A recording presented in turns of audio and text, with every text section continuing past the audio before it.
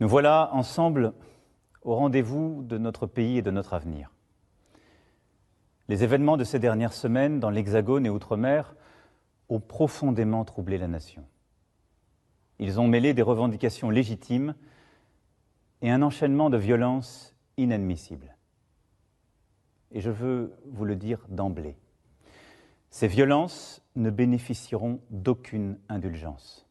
Nous avons tous vu le jeu des opportunistes qui ont essayé de profiter des colères sincères pour les dévoyer. Nous avons tous vu les irresponsables politiques dont le seul projet était de bousculer la République, cherchant le désordre et l'anarchie.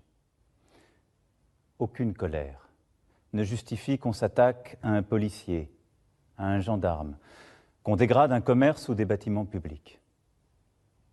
Notre liberté n'existe que parce que chacun peut exprimer ses opinions, que d'autres peuvent ne pas les partager sans que personne n'ait à avoir peur de ses désaccords.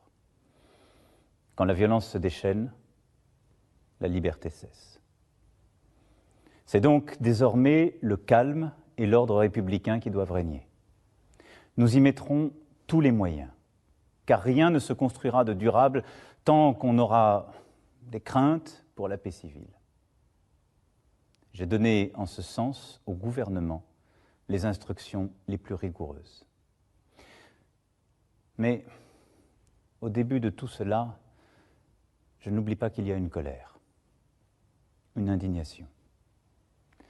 Et cette indignation, beaucoup d'entre nous, beaucoup de Français peuvent la partager.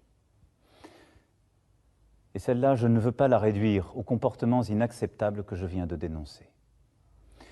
Ce fut d'abord la colère contre une taxe, et le Premier ministre a apporté une réponse en annulant et en supprimant toutes les augmentations prévues pour le début d'année prochaine. Mais cette colère est plus profonde. Je la ressens comme juste à bien des égards, et elle peut être notre chance.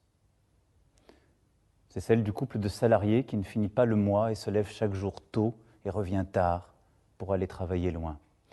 C'est celle de la mère de famille, célibataire, veuve ou divorcée, qui ne vit même plus, qui n'a pas les moyens de faire garder les enfants et d'améliorer ses fins de mois, et n'a plus d'espoir. Je les ai vues, ces femmes de courage, pour la première fois disant cette détresse, sur tant de ronds-points. C'est celle des retraités modestes, qui ont contribué toute leur vie et souvent aident à la fois parents et enfants et ne s'en sortent pas. C'est celle des plus fragiles, des personnes en situation de handicap, dont la place dans la société n'est pas encore assez reconnue. Leur détresse ne date pas d'hier. Mais nous avions fini lâchement par nous y habituer. Et au fond, tout se passait comme s'ils étaient oubliés, effacés.